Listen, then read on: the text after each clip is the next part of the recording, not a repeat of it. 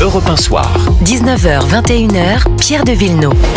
Toujours avec Sébastien Ligné de Valeurs Actuelles, avec Jules Torres du Journal du Dimanche, après le meurtre à Washington de ces deux employés de l'ambassade d'Israël aux États-Unis. Le député insoumis Éric Coquerel évoque la situation humanitaire catastrophique à Gaza. Quand vous avez un tel déchaînement de haine, dit Éric Coquerel, de violence, ça déchaîne la haine de tous les côtés. Voilà ce qu'a dit Éric Coquerel. Jonathan Arfi l'accuse de cultiver l'antisémitisme. Philippe Meyer, membre du CRIF également, chez Pascal Praud tout à l'heure, a parlé de propos ignobles. Écoutez ce qu'on dit tout à l'heure sur BFM TV, l'eurodéputé LFI Manon Aubry. Il condamne à 2 reprises, à 3 reprises, à 4 reprises le fait de s'en prendre à des juifs. Et c'est vrai pour les États-Unis, c'est vrai pour la France, c'est vrai partout dans le monde. Parce que précisément, nous luttons contre toutes les formes de racisme. Quand vous avez un député qui dit ni plus ni moins que s'en prendre à une personne en raison de sa religion est absolument pas acceptable, nous le disons aujourd'hui, nous le disons demain et nous le disons hier également. Nous le disons à propos des juifs, nous le disons à propos des musulmans aussi. Nous nous sommes toujours battus pour faire la distinction entre le gouvernement israélien d'un côté, qui je rappelle est un gouvernement d'extrême droite, et de l'autre, la communauté juive. Et le ministre des Affaires étrangères qui dit évidemment que tout ça, ça nourrit la violence. Est-ce que pour autant il faut cautionner un attentat antisémite? La réponse est non. Non, mais attendez. C'est instrumentalisé, c'est insupportable. Voilà donc Manon Aubry, à l'instant, parce que vous l'avez pas vu, mais Sébastien Ligné fait le symbole des rames, là qu'on sort. C'est un peu... oui, non, mais c'est un peu parce que, vous comprenez, c'est parce que machin, c'est que truc, et parce que voilà, et que alors, du coup, c'est parce que. C'est quand même une très longue phrase pour dire. C'est quand même assez simple de dire il y a un acte antisémite qui s'est passé à Washington et c'est insupportable. Et la France insoumise, il y a toujours le mais qui arrive. Quand on parle de l'antisémitisme, il y a toujours le mais. C'est à cause de la politique israélienne à Gaza, c'est parce que M. Netanyahou, c'est parce que ceci. Et en écoutant Éric Coquerel tout à l'heure, moi je me suis fait une petite réflexion, je me dis, déjà Éric Coquerel, c'est loin d'être le plus extrémiste de la bande. Oh, c'est que alors vous le connaissez pas bien. Et deuxièmement, je me dis, un homme il veut vous taxer à 90%. Non mais sur la question, c'est pas extrémiste. Sur la question israélo-palestinienne. Mais je me dis surtout toujours que depuis qu'il a un costume beige sable. Non mais là, c'est son costume colonial. Mais les gens ne le voient pas, ça vous. Mais bien sûr qu'on vous voit. Regardez, il y a des gens c'est quoi ça? C'est un gâteau au chocolat, c'est une caméra. Mais depuis le début, je pensais qu'on n'était pas filmé. Bien sûr que vous êtes filmé. Non mais pour revenir à Éric Coquerel, à des sujets beaucoup plus sérieux, je me dis toujours, imaginez ce que ces gens-là pensent une fois que les micros sont coupés, pour dire des horreurs pareilles devant les caméras. C'est-à-dire qu'on sait très bien. Vous vous dites, il a une conscience. Vous vous dites, Éric Coquerel a une conscience et en fait, il pense autre chose une fois qu'il a dit ça. Je pense qu'il pense bien pire que. Vous pensez qu'il pense pire? Enfin, on le sait très bien. On atténue un petit peu. Je vis pas avec Éric Coquerel. Les hommes politiques ont une tendance à atténuer leurs pensées lorsqu'il y a des caméras, lorsqu'un micro est allumé.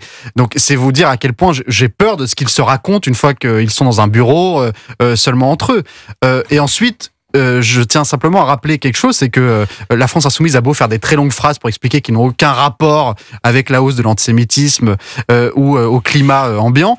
Il y a quand même 92% des juifs français qui considèrent que la France insoumise a une responsabilité dans la hausse des actes antisémites, qui, je le rappelle, est en hausse depuis le 7 octobre de plus de 300%.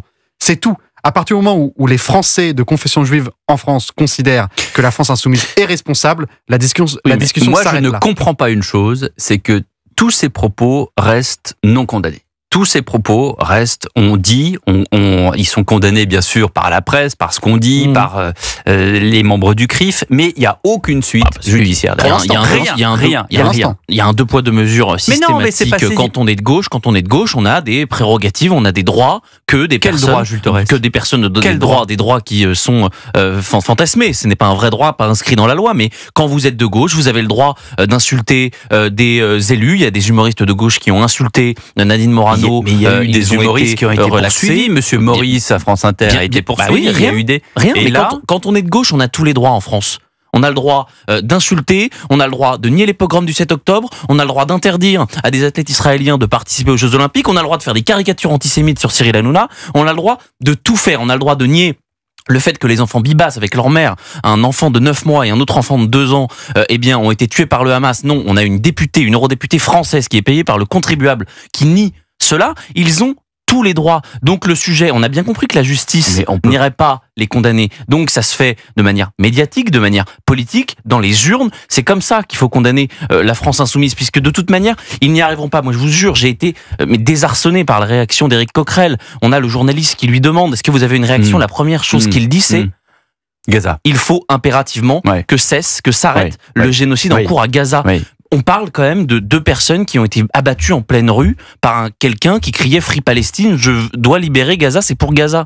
Bon, quand on n'arrive pas à dresser ce constat-là, l'attitude de l'assaillant, il est assis par terre, on vient le chercher, on dit qu'est-ce qu'il y a, on pensait que c'était un blessé, il dit non, c'est moi qui ai fait ça, c'est moi qui ai fait ça, je l'ai fait sciemment. Je l'ai fait sciemment et c'est pour libérer la Palestine. C'est un calme froid et c'est parfois, et je fais pas du tout le lien, un froid qu'on peut retrouver par exemple quand Rima Hassan justifie les pires atrocités du Hamas, quand Madame Obono dit que le Hamas est un mouvement de résistance, quand Monsieur Guiraud parle des dragons célestes, une référence antisémite, quand un certain nombre de députés de la France insoumise ou d'élus de la France insoumise font ce qui pourrait en effet pénalement relever de l'apologie du terrorisme. Mais quand on fait le constat que depuis le 7 octobre, il n'y a pas une seule condamnation, seulement un triste cire de la CGT qui a été condamné à 6 mois de prison avec sursis pour apologie du terrorisme, il n'y a rien eu d'autre sur la France insoumise.